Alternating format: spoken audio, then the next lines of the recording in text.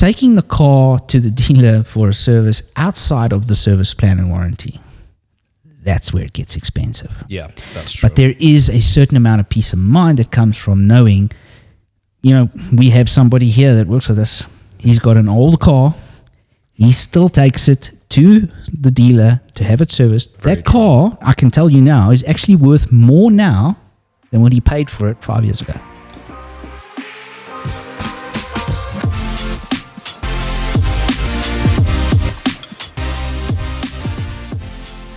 Welcome to the AutoTrader Podcast. I'm here. My name is Taye and we have the man, the myth, the bike legend himself, Mr. Lawrence Mini. How you doing, man? I'm good. Tell yourself. No, I'm good, thank you. You are going to be teaching me a lot bike-wise in that as well. So, maybe. Sensei, tell me all your secrets. I have nothing to add at this point in time. But he will teach us soon. But anyways, let's get into today's show. We have a few topics up for discussion. We have hot or not, say what, a few Ask AutoTrader questions, and we also have how often should you be servicing your vehicle. So please stay tuned for that. Kicking things off with hot or not, the best and worst, the greatest of all time vehicles that we think have come across, in our opinion, and then which some people might find controversial for whatever reason. So, Lawrence, let's kick off a few, man. All right. So, I basically put this into three categories for myself. Mm-hmm. The one being supercars, then cult classics, and then the thing that everybody has to have. So, from those three categories, I basically chose the McLaren F1, the granddaddy of all hypercars. Arguments. If you can find one, you're definitely going to want one because this is the benchmark. It is, and 25 years on, this is still the car that people reference when it comes to supercars and hypercars. Yeah, it was pretty much the benchmark of its time, and even up to now, no less. Hey man, 24 gold carat an engine bay. That's going to be something, and a center mounted seat. It's like it's closest you're going to get to an F1 car. I mean, put all of that specification into a rap song, 24 karat gold and all that. Like, it's definitely withstood the test of time. Definitely, I can say. Do you have a supercar that you're after? In terms of supercars, I'm after. I pick a vulnerable choice, being the Ferrari F40, because it's the pinnacle of 90s supercars, but also experimental in that you got a twin turbocharged V8. You got that carbon fiber body where you can even see a lot of the weaving through the paintwork because the paint was so thin on the F40. Reno, please nod your head if you're hearing that. That's our Ferrari man in studio right now. But yeah, that's one of them, definitely, I'll say. Yeah. But moving on to your next choice, Lawrence. So, cult classics. And I know it's going to be a bit corny, but the 67 fastback Mustang. The Mustang. That is the quintessential muscle car. And it is, I mean, that is currently for sale on AutoTrader. Oh. You can buy it. It's here in South Africa. Well, go and search the site now and go buy this thing. Someone, whoever's watching, go do seriously, it is, and that's the movie replica, the Eleanor. And we're not allowed to say the name, just in case the lawyers come after us. But you got to have a cult classic muscle car. And, that is the closest we're going to get to an old American muscle car here in South Africa. And we can't get things like the Dodge Demon and the Coke bottle Chargers and things like that. But yeah, do you have a cult classic? I do. But before we get to that, speaking of attainable cult classics in terms of the Mustang, the Fox Body Mustang. Yeah, we don't talk about those. No. Fox Body is fine. It's perfectly fine. No. We don't talk about the 80s. It had bad hair, bad clothes, and bad cars. Fair enough. Now, in terms of cars that I would pick, the first category for me would be personal bias. The Subaru Impreza. I'm not going to argue with you, but I'm going to say, yeah, it's not really my style, but the WRX STI back in 90s when I was just started driving, that was the car for Track Attack. And I was a child playing PlayStation, and that's how I found out about it. But the reason why I put it on this list in particular, it's one of the perfect embodiments of neoclassic vehicles where any person could get it. Every person, let me say. in that it was practical, it was fast, it had some pedigree to it and heritage, if you will, in terms of winning the Road Rally Championship and such. And then even moving on to today as well, it still carries a lot of that, even though Subaru is no longer in rally, in the World Rally Championship and that. Internationally, a bit of a different story. But yeah, that's a car that you can aspire to get, and it is attainable still to some degree. But anyways, I'm going to say that if you find a second-hand one, run as fast as you can in the opposite direction. Listen here, people. Listen here. If you find yourself a neat one, get it with all your might. Get it. But anyways, moving on. All right. In terms of more modern-day cars, I would look at the Golf 5 GTI, and for good reason. That's a good one. Because this is the car that a lot of people regard as a return to form for the GTI, and I also think so myself as well. Many have regarded the Golf 3 and the Golf 4 as more milquetoast kind of GTIs, but whereas with this, VW said, okay, we're going to go back to the drawing board and we're going to give you what you want and more. Now you see, the Golf 5, that is a cult South African car. That is a car that it's an aspirational vehicle for South Africa. But I've got another aspirational vehicle that coming from a completely other side of the panel is the Toyota Hilux. And I'm not just talking about the new Hilux. I'm talking about old Hiluxes. That is a plus edition one. There we go. Hilux has been around for over 55 years. They're heading towards 60 years that their brand has been in South Africa. Wow. Okay.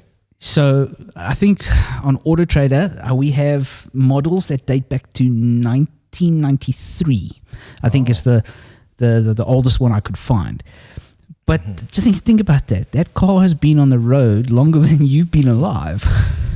That much is for certain. I've seen a lot of Hiluxes, and then even predating that. Hilux, that is a cult classic. And I mean, you can find an older Hilux, if in that kind of condition, that is an investment car, because there's going to be somebody out on a farm in the Free State that's going to be like, I want that one. This is the vehicle. This is the pinnacle. Last car for me would be, this is an interesting one, the first generation Renault Twingo. Hear me out. You're dead to me. Hear me out.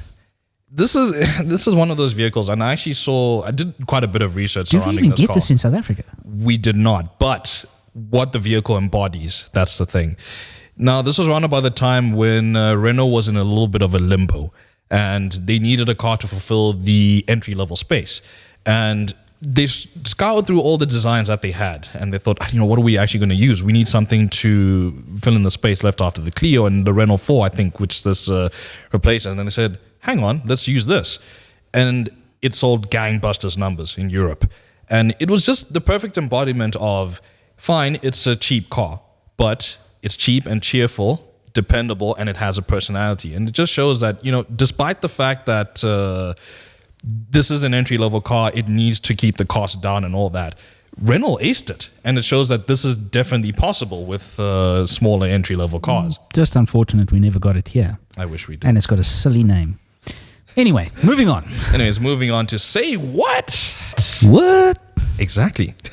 This is a very interesting thing that we found on the internet, and this originates from Australia, where there's actual kangaroo tech within the VW badge that's supposed to apparently scare away kangaroos or something like that, which, for something to have that much of an investment, it means kangaroos are a bit of a problem. Yeah, no. Any Aussie will tell you the roos are a pain.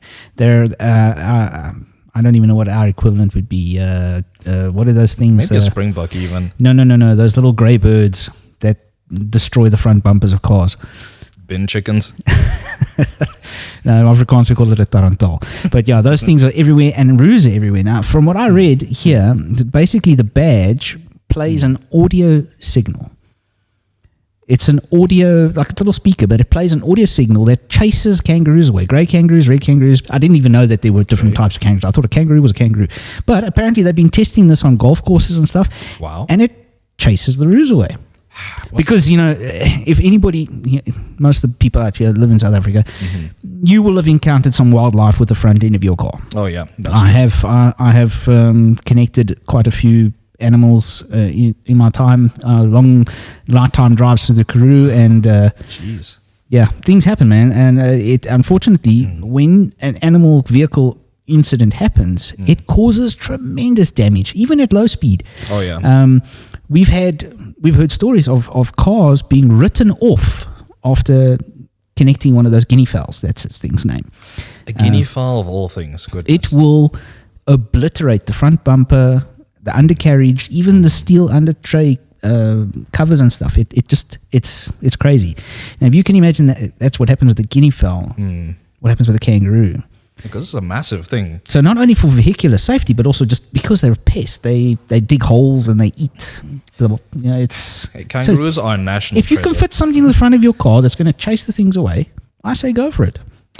And I think to add to maybe NCAP safety systems that are centric to those areas, it makes sense for the most part. I think it's Volvo that actually has animal recognition along with traffic sign recognition. It can actually recognize the outline of a moose and an elk and things like that. And I think Audi has something similar along the lines of night assist as well, especially to help you with those night driving escapades. Look, any assistance you can get that's going to save your car and maybe save Bambi. Why not? Then we can have another Bambi movie. Anyways, moving on. So this is a topic that tends to come up quite a bit. We get asked questions about it quite often, whether you are going to buy bread or in an office setting like what we have right now. How often do we really have to service our cars? I think things have changed. Let's say in the recent future, not recent future, recent past. English is hard. But what's your view on it? Okay, look, I'm old school. I come from a time period where, you serviced your car and you kept your car serviced, not only for the vehicle's health, but for the future value of the vehicle. Because the little handbook that's in the glove box isn't just there to gather dirty fingerprints. It is actually there as a record of your car's inoculations. It's like going to the doctor. Your car needs to have the oil changed. It needs new spark plugs. It needs new filters. And these things need to be done at regular intervals. Now, in the past, the common knowledge was that you did this every 12,000 kilometers. So every 12,000 kilometers that your car did, you needed to do a service. Yeah. That has changed slightly since it's mostly due to the advent of like synthetic oil. That much I've picked up. So we will get into the arguments about different types of oils and stuff at a later date. But the manufacturers are now, because engines have become, the tolerances have become tighter and the engines are now much more compact. And we have things like turbocharging technology on little engines instead of turbochargers on big engines or naturally just aspirated big engines. The engines need to be serviced more often. So manufacturers are now recommending that you service the car every 6,000 kilometers with a minor service. Now, a minor service is basically just an oil change, oil filter, air filter. That can be done just about any garage, any service center can do that. And it's generally cheap. You're looking anywhere between 1,500 and 2,500 Rand. Consumables and for a normal city hatchback. Of course, naturally, the more complex the car, the more expensive it gets. Yeah. Every 12,000 kilometers, they're now saying do a major service. I've picked that up, yeah. So, which is oil filter, oil, spark plugs. Sometimes they'll say we need to change out the coolant. So we take out the old coolant and put new coolant in because rust builds up on the inside of the engine. So they change the coolant and then they'll run a diagnostics check on the car.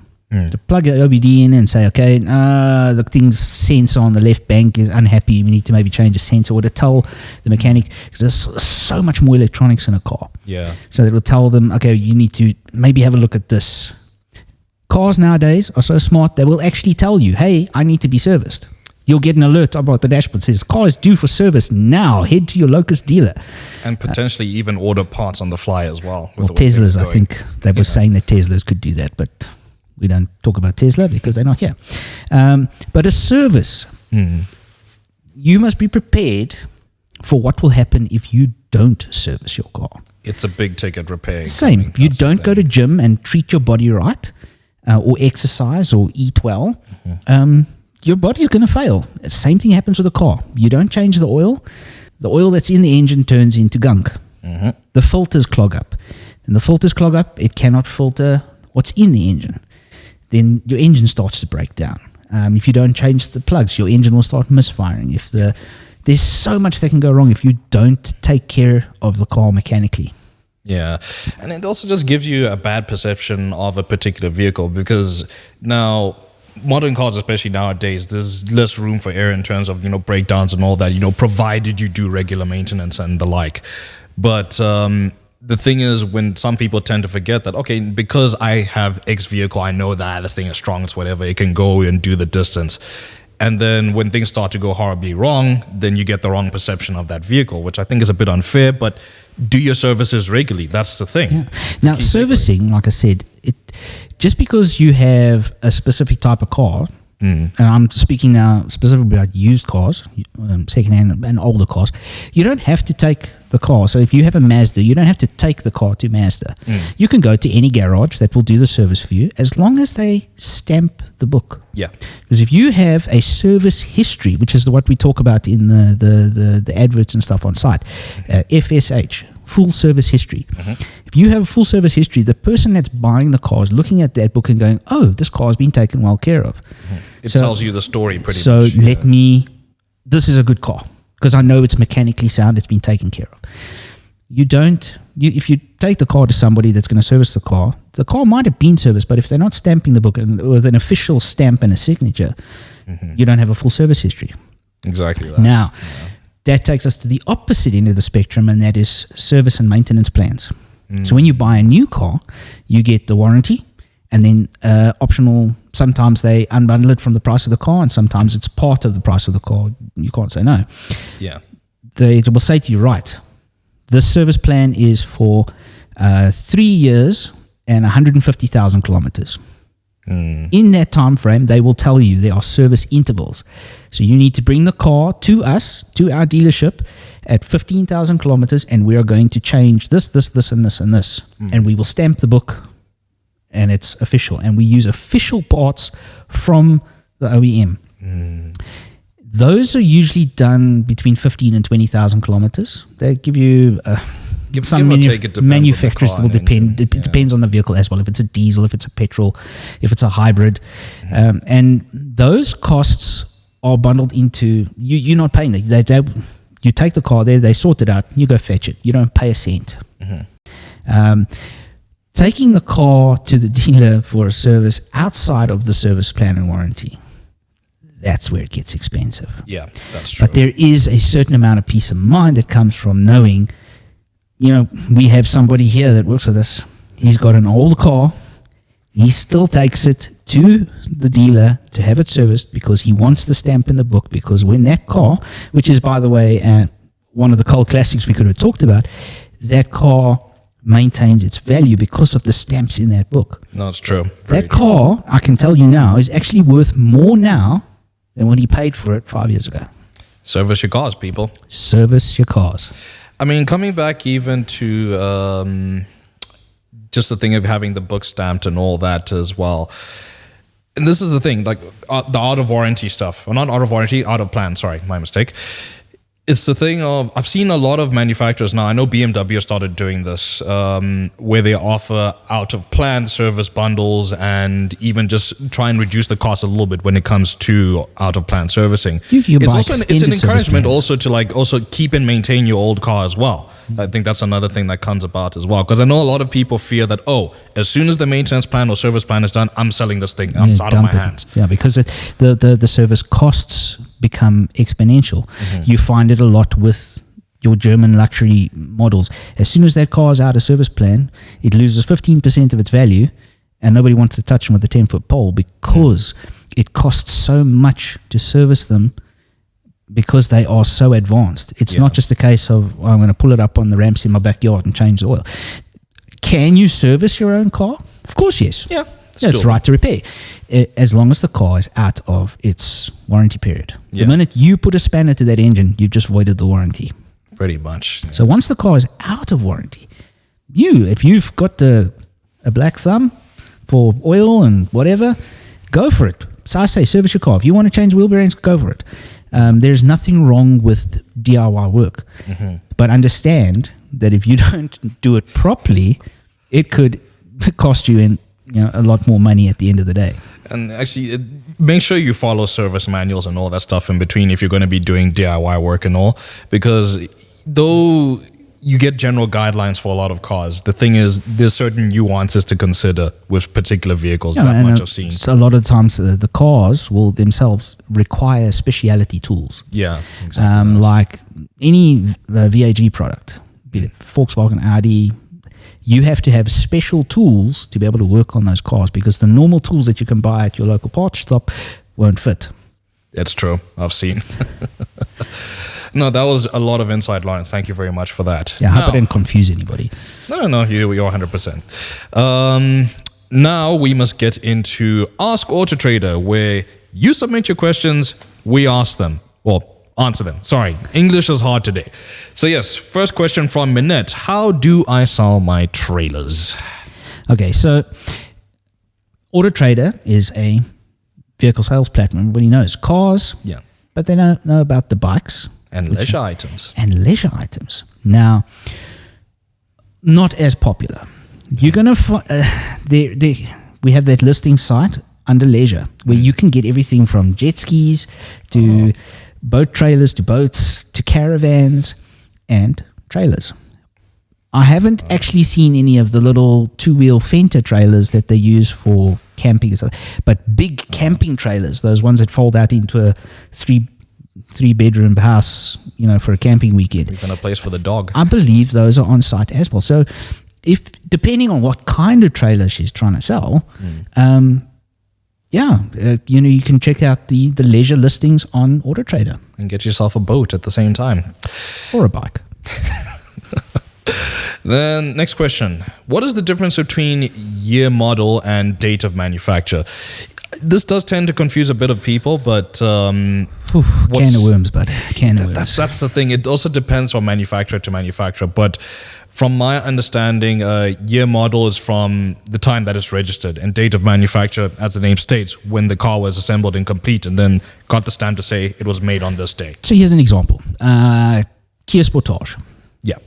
Vehicles assembled and built in Slovakia, I think, if I'm not mistaken. I stand corrected. But I believe it's somewhere in Eastern Europe. Yeah. That vehicle rolls off the assembly line in February of last year. The four wheels touch the ground at a dealership in South Africa in January. The year of manufacture is 2023. The make and model, the model year is 2024. Because it is being sold in the country of destination or whatever in that year. Yeah.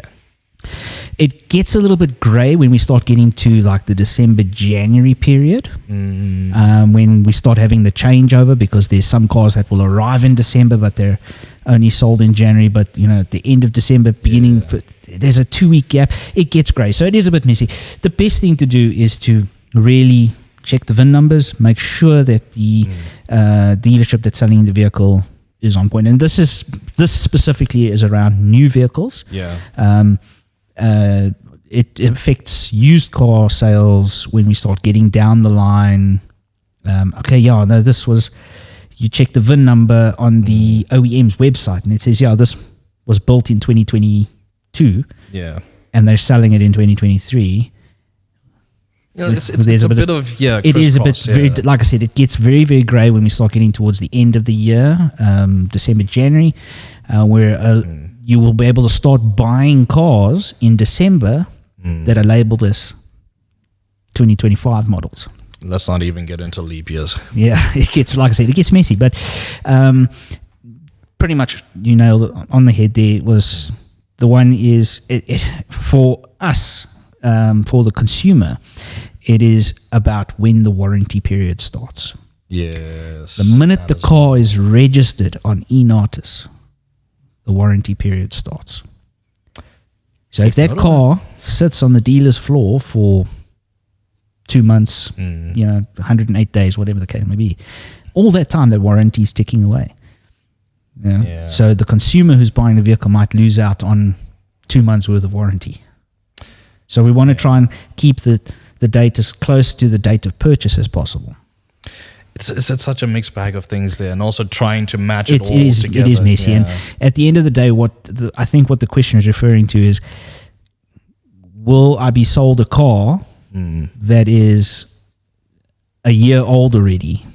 Or you feel like you were duped or something, but meanwhile, it's a bit more of an explanation. It is like literally, what we had now. it is, the OEM could build the car and it could stand on a dock in the country of origin for 8 weeks waiting for a ship.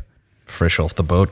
And now we start getting towards like December, January, then the vehicle arrives the next year. It is then technically a next year's model, but it was built back then. At the end of the day, I think it really is all about the registering process and when the warranty kicks in. Yeah, I think that's the most important, pretty much. The more you know.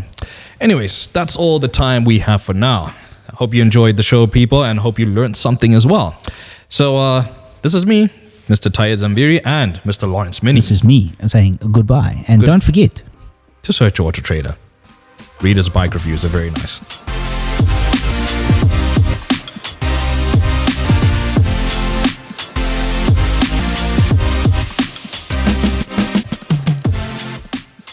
Search AutoTrader.